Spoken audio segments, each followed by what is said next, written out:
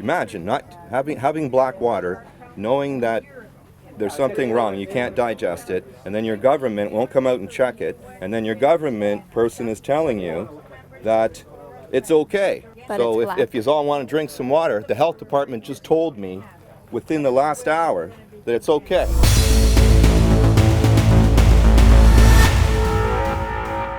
Hi, I'm Jennifer Imana from Torch Media. I'm here in Dresden, Ontario. I'm going to take you to Water Well's first blockade of a wind turbine construction site.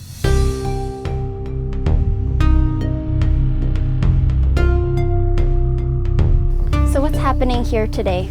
Well, today, because of the lack of involvement of the Ministry of Environment and Climate Change, the lack of involvement from the municipality of Chatham-Kent, and really the lack of involvement from the Canadian Wind Energy Association that promotes itself as protecting water resources, but in reality it's not. We had to take measures into our own hand, and we had to come out, us who are farmers, who live on water wells. We had to defy the police. We work with the Council of Canadians. We've been trained in non-violent civil disobedience, and we had to take it to that level.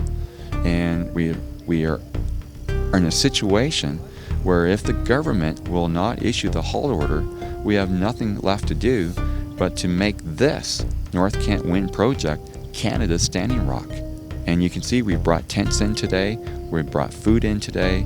We're preparing for an entrenchment. We're preparing to hold this position until the government concedes to us that, yes, they're destroying the water underneath Chatham-Kent.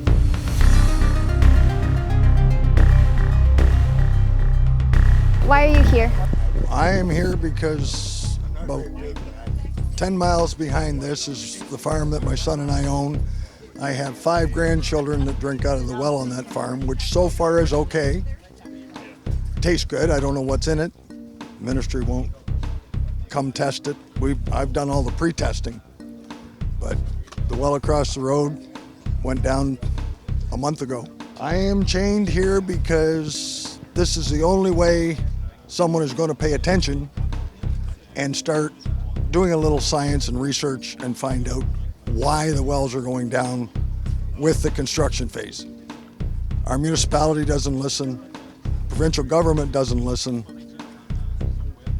If we're chained here for a week or till we get arrested, I don't know which it'll be, but I will be chained here until I can get some answers from my grandchildren.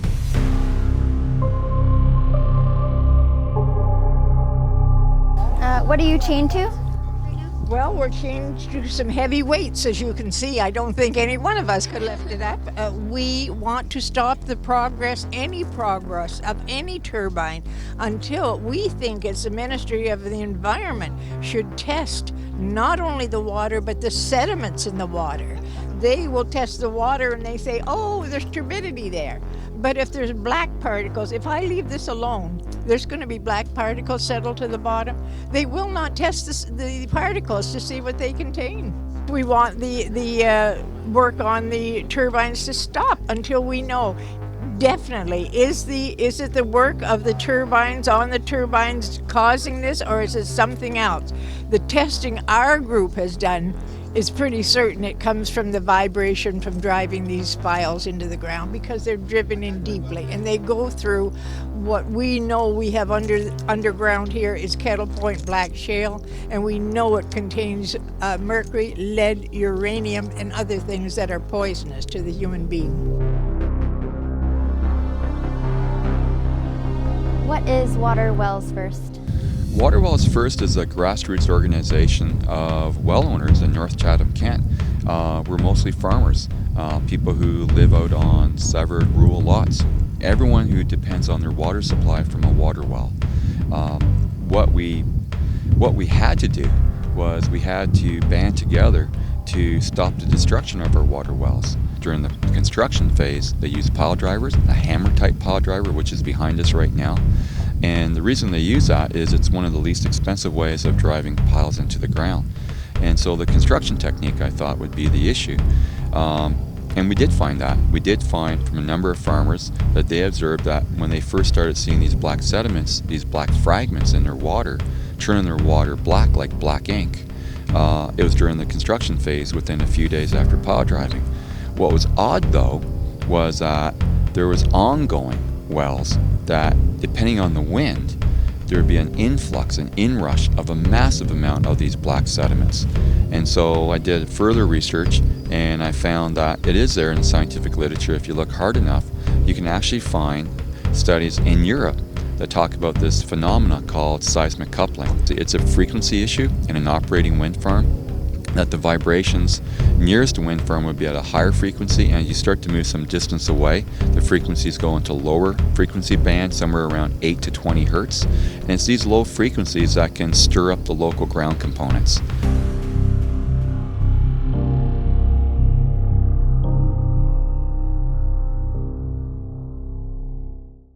When were you affected? The beginning of August. They started pile driving on the 27th of July, and by the weekend we were clogged with sediment. We couldn't get water into the house. And then by the Tuesday, we had the Ministry of Environment come out to test the water that day, and by the evening we couldn't get any water into the house. So it was completely clogged. So we went from low flow, intermittent flow to nothing over the weekend. So the pile driving was just behind us here on the Thursday, and by Friday night we had water issues. When you have hundreds of people talking and saying their well goes bad, it was good before, it isn't coincidence. Just this past weekend, we added 4 more filters onto our water system, and we've never had a filter on our system in over 80 plus years. I want to see these piles stopped today, not tomorrow, yesterday. And if they don't, they're just going to keep ruining wells all across the area. And it doesn't take much to ruin a well. My grandson is 6th generation on our farm, and I want him safe. But he's not going to be safe drinking crap like that. It's got to stop. These damn governments we've got are pitiful. They don't give a damn about the farmer or the people living rural. And wind's the worst one. Water Wells First, a grassroots organization, was very fortunate in able to find the donations from the community to put together its own multidisciplinary scientific advisory team. In that team is a hydrogeologist and bedrock geologist. They recommended that across North Chatham-Kent we install a network of these sampling stations. So they did their job here in this location at this family's home, and what happened is that as the sediments were being released, they collected in the 30 micron filter and then the 15 micron filter, and then we have a 5 micron filter and 1 micron filter. But you can see that they had plugged both the 15 and 30 micron filters. Some homes in the Dover Township area, the families are so concerned that they'll have to rip out all the plumbing in their homes. Now, black shale is a really important issue here because the black shale fragments are known to contain heavy metals such as arsenic, mercury, lead, and uranium. So this is a heavy metals contamination that's being brought forward with these sediments.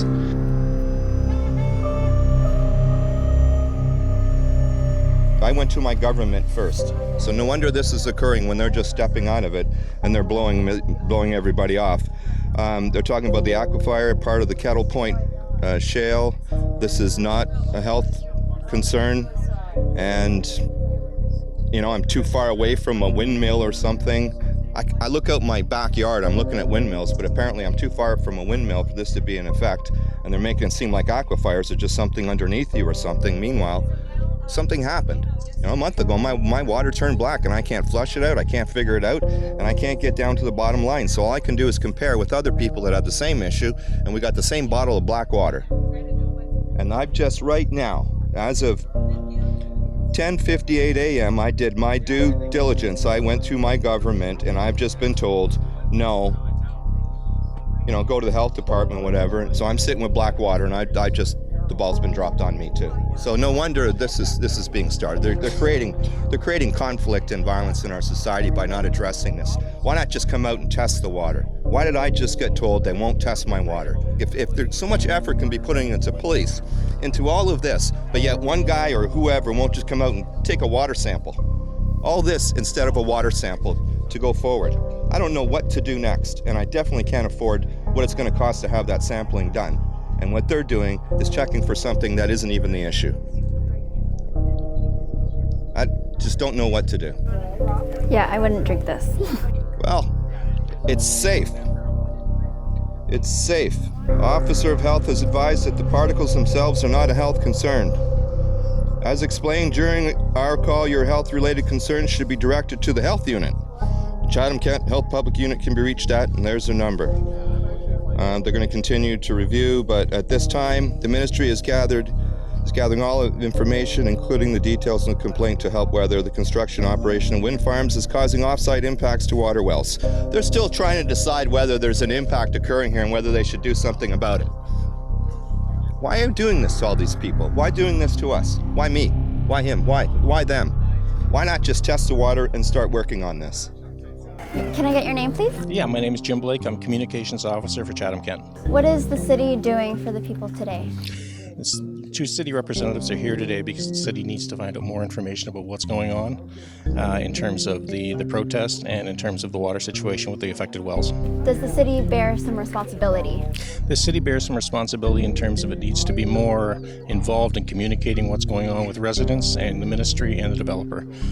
In terms of legislative ability, the municipality really doesn't have any because of the provincial legislation, and that's one of the issues.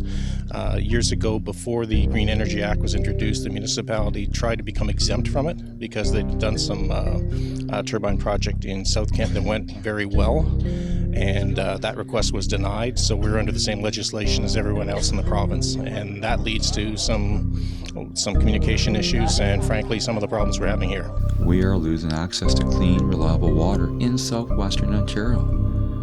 It's a horrendous story. It's happening, and it's happening from a wind farm that was told repeatedly not to do this type of construction technique.